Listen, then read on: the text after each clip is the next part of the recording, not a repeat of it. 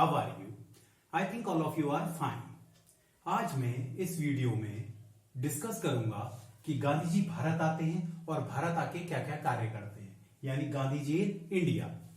हमने पिछले वीडियो में डिस्कस किया था कि भाई गांधी जी ने साउथ अफ्रीका में क्या क्या कार्य किए। तो जिन लोगों ने वो वीडियो नहीं देखा है वो वीडियो देखें, तभी आपको ये वीडियो ज्यादा इजीली समझ में आएगा। चलिए स्टार्ट करते हैं। Gandhi ji in India. Gandhi ji South Africa से लंदन होते हुए भारत आते हैं। जब वे लंदन पहुंचते हैं तो उस समय फर्स्ट वर्ल्ड वॉर चल रहा था। फर्स्ट वर्ल्ड वॉर 28 जुलाई 1914 से 11 नवंबर 1918 तक चला। गांधी जी जब लंदन पहुंचते हैं तो वहां एक हॉस्पिटल की स्थापना भी करते हैं। साथ ही साथ वे भारतीय से कहते हैं कि भाई आप अंग्रेजों की सेना में शामिल हो, यानी आप आर्मी ज्वाइन करें। तो बहुत सारे जो इंडियंस थे वो गांधी जी को मानते थे, इसीलिए वे आर्मी भी ज्वाइन करते हैं। इसी वजह से ब्रिटिश सरकार यानी इंपीरियल गवर्नमेंट गांधी जी को रिक्रूटिंग सार्जेंट यानी भर्ती करने वाला हवलदार और केसरे हिंद की उपाधि देती है, टाइटल देती है। गांधी जी उसके बाद लंदन से इंडिया पहुंचते हैं मुंबई। गांधी जी मुंबई 9 जनवरी 1915 को पहुंचते हैं।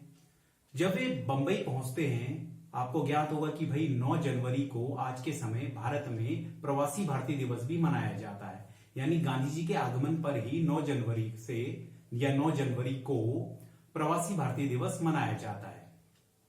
गांधी जी जब मुंबई थे उसके बाद वे हरिद्वार जाते हैं। हरिद्वार में कुंभ का मेला चल रहा था। वे बहुत सारे लोगों से मिलते हैं, जिसमें गोपाल कृष्ण गोखले भी हैं। गोपाल कृष्ण गोखले गांधी जी के पॉलिटिकल गुरु हैं। गोपाल कृष्ण गोखले उन्हें एडवाइस देते हैं कि वे भारत भ्रमण करें और साथ ही साथ वे लोगों की प्रॉब्लम समझें। और गांधी जी की भी यही आइडियोलॉजी थी कि भाई पहले लोगों से मिलें, किसी मूवमेंट को शुरू करने से पहले उनकी परेशानियों को समझें। तो गांधी जी पूरे भारतवर्ष में भ्रमण करते हैं। जब गांधी जी पूरे भारतवर्ष में भ्रमण करते हैं, इसीलिए गांधी जी 1915 से 1917 तक किसी मूवमेंट में नहीं है गांधी जी, यानी गांधी जी 1915 में पहुंचे और 1917 तक वो किसी मूवमेंट में नहीं रहे। लेकिन 1917 से वो अपना मूवमेंट स्टार्ट करते हैं। इससे पहले हम जरा सी बात करते हैं कि भैया इससे क्या क्या प्रश्न बन सकते हैं। मैंने पीछे बोर्ड में लिखा है, फर्स्ट वर्ल्ड वॉर कब हुआ? 28 जुलाई 1914 से 11 नवंबर 1918। ये इंपॉर्टेंट है क्योंकि डेट भी आती है, सन भी आता है। फिर हम बात करें इंडियन रिलीफ एक्ट कब पारित हुआ? 1914 में। इंडियन रिलीफ एक्ट क्या है? जनरल स्मट साहब ने साउथ अफ्रीका में जो पोल टैक्स स्टार्ट किया था इंडियंस के लिए, जिसकी चर्चा हमने पिछले वीडियो में की थी, उसी को खत्म करने के लिए इंडियन रिलीफ एक्ट 1914 शुरू किया गया था। वहां ये टॉपिक छूट गया था, इसीलिए मैं यहां पे बता रहा हूं। 9 जनवरी को कौन सा दिवस मनाया जाता है? प्रवासी भारतीय दिवस। और किसके आने की स्तुति में या किसके आने की आगमन पर? महात्मा गांधी जी। गांधी जी को क्या कहा जाता है? Recruiting sergeant. या अगर हम बात करें कि भैया रिक्रूटिंग सार्जेंट किसे कहा जाता है? गांधी जी को। और केसरे हिंद का टाइटल किसे मिला? गांधी जी को। पॉलिटिकल गुरु गांधी जी के कौन है? गोपाल कृष्ण गोखले साहब। राजकुमार शुक्ल के इन्विटेशन पर गांधी जी चंपारण बिहार जाते हैं। यानी गांधी जी का जो पहला सत्याग्रह है भारत में वो है चंपारण सत्याग्रह 1917 में। जब राजकुमार शुक्ल साहब उन्हें इन्वाइट करते हैं और बताते हैं कि यहाँ एक खेती प्रचलित है जिसे कहा गया 3 कठिया खेती, यानी 3 कठिया सिस्टम, जिसके तहत 3/20 पार्ट में लैंड के 3/20 पार्ट में इंडिगो का कल्टीवेशन करना अनिवार्य था, जिससे कृषकों की स्थिति बहुत ज्यादा खराब हो रही थी। तो गांधी जी चंपारण जाते हैं। वहां के जो कमिश्नर होते हैं गांधी जी को वार्न करते हैं कि भैया आप डिस्ट्रिक्ट छोड़ के चले जाइए, नहीं तो आपके खिलाफ एक्शन होगा। लेकिन गांधी जी मना कर देते हैं। तभी ब्रिटिश गवर्नमेंट लोकल गवर्नमेंट को ऑर्डर देती है कि भाई कोई इशू ना बने, इसीलिए आप क्या करें कि शांत रहें, कुछ ना करें। तब गांधी जी लोगों से मिलना शुरू करते हैं। गांधी जी के साथ कई सारे लोग थे, जिसमें ब्रज किशोर, राजेंद्र प्रसाद पारिक साहब, जेपी कृपलानी जो पेशे से शिक्षक थे मुजफ्फरपुर में, और भी अन्य कई लोग मौजूद थे जो कृषकों की प्रॉब्लम यानी जो प्लांटर्स हैं उनकी प्रॉब्लम को सॉर्ट आउट करने के लिए उनसे मिल रहे थे। अब इसी दौरान जो गवर्नमेंट है वो एक कमेटी बनाती है, एक कमीशन बनाती है, जिसमें गांधी जी को भी मेंबर बनाया जाता है इस प्रॉब्लम से related. At last Gandhi ji 25% money back करवा लेते हैं, यानी किसानों को वापस करवा देते हैं, जो इलीगली किसने लिया था? वहां की लोकल गवर्नमेंट ने। इस पर एक आलोचक बोलता है कि भाई आप सिर्फ 25% ही मनी वापस कर पाए, तब गांधी जी कहते हैं इस 25% मनी को वापस करने में ही जो कृषक हैं उनकी स्थिति काफी खराब हो चुकी है। और 10 साल बाद गांधी जी की यह बात सही होती है और 10 साल बाद आपका पूरा डिस्ट्रिक्ट प्लांटर्स जो है छोड़ के चले जाते हैं। महात्मा गांधी को महात्मा का टाइटल रविन्द्रनाथ टैगोर ने इसी आंदोलन के बाद या इसी सत्याग्रह के बाद दिया। अब इसमें क्या क्या आपके प्रश्न बन सकते हैं, हम इसकी चर्चा करते हैं। गांधी जी का पहला सत्याग्रह इंडिया में चंपारण सत्याग्रह कब हुआ? 1917। किसने गांधी जी को इनवाइट किया? राजकुमार शुक्ल। या पेशे से कौन शिक्षक थे? जेपी कृपलानी साहब। राजेंद्र प्रसाद पारेख साहब कौन कौन इनके साथ थे या इनमें से कौन इनके साथ नहीं थे? 3 गठिया सिस्टम क्या है? सबसे इंपॉर्टेंट क्वेश्चन हर पेपर में आता है।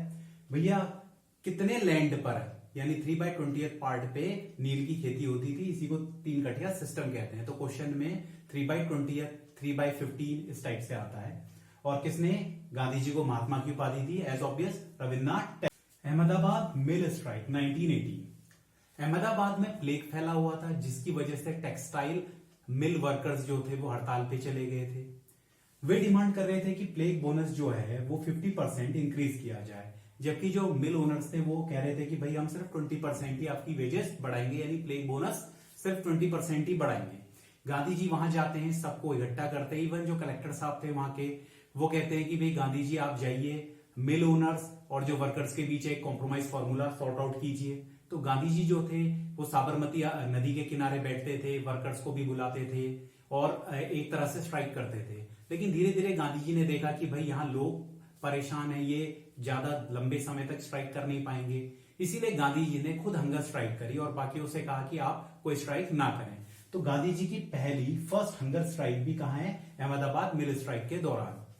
और गांधी जी के साथ उनकी जो फॉलोअर्स थी अनसुईया बहन थी जो अंबालाल साराभाई की सिस्टर थी। और अंबालाल साराभाई साहब उस समय काफी ज्यादा मिलों के मालिक थे और इन्होंने साबरमती आश्रम को फाइनेंस भी किया था। और इसी दौरान गांधी जी ने all Ahmedabad textile labour association बनाई 1918 में। गांधी जी सक्सेस होते हैं और जो प्लेग बोनस था वो 35% बढ़ा दिया जाता है, यानी पहले ये 20% था, फिर इसे बढ़ा के कितना कर दिया गया? 35%, यानी 15% का इंक्रीज हुआ। गांधी जी इसी के साथ ट्रस्टीशिप यानी न्यास का सिद्धांत भी देते हैं। इसी दौरान न्यास का सिद्धांत भी देते हैं। न्यास का सिद्धांत क्या है? कर्मकारों की प्रबंधन में भागीदारी। तो गांधी जी ने काफी सारे काम किए। उसके बाद गांधी जी जो हैं वो करते हैं खेड़ा सत्याग्रह। खेड़ा भी गुजरात में पड़ता है। यहाँ ड्रॉट की वजह से फसल बर्बाद हो चुकी थी, तभी अधिकारी यहाँ टैक्स वसूल कर रहे थे। जबकि यहाँ राजस्व का नियम था कि भाई अगर 1/4 से टोटल फसल के 1/4 से फसल कम होती है तो राजस्व नहीं लिया जाएगा। गांधी जी यहाँ जाते हैं, यहाँ भी आंदोलन सक्सेस होता है। गांधी जी यहाँ एक सभा बनाते हैं जिसका नाम था गुजरात सभा, उसके हेड वो खुद बनते हैं। अब इसमें क्वेश्चन क्या क्या बन सकते हैं? अहमदाबाद मिल स्ट्राइक कब हुई? 1918। कितना प्लेग बोनस पहले था, बाद में कितना दिया गया? अनसुईया बहन किस आंदोलन से रिलेटेड है? अहमदाबाद टेक्सटाइल लेबर एसोसिएशन कब बनी? 1918। ट्रस्टीशिप का सिद्धांत किसने दिया? First hunger strike Gandhi ji की कहां है? और खेड़ा सत्याग्रह कब हुआ, कहां पे हुआ? गुजरात सभा किस आंदोलन के दौरान या किस सत्याग्रह के दौरान बनाई गई? और सबसे महत्वपूर्ण प्रश्न जो आता है वो आता है कि भैया 1917 में चंपारण सत्याग्रह, अहमदाबाद मिल स्ट्राइक 1918 में, खेड़ा सत्याग्रह 1918 में। इसे क्रम से लगाओ। होप आपको मेरा ये वीडियो पसंद आया होगा। नेक्स्ट वीडियो में हम और बातें करेंगे। तब तक के लिए थैंक यू।